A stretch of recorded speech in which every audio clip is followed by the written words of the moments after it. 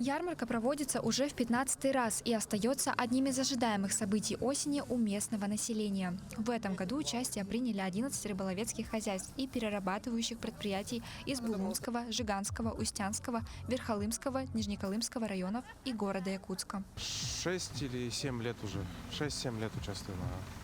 По большей части ряпушка и черы, а также амуля. Они более доступны и они хорошего качества.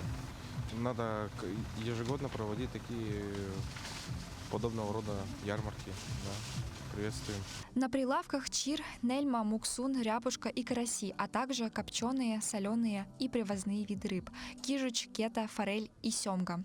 Продавцы отметили, что такие ярмарки важны для продвижения своей продукции.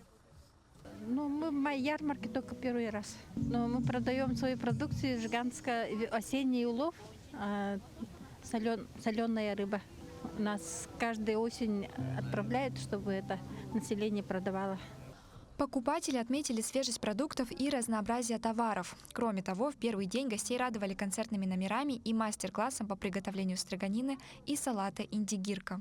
Особенно для молодежи, которые еще не умеют или, может, не обращали на это внимания, это вообще все мастер-классы нужны.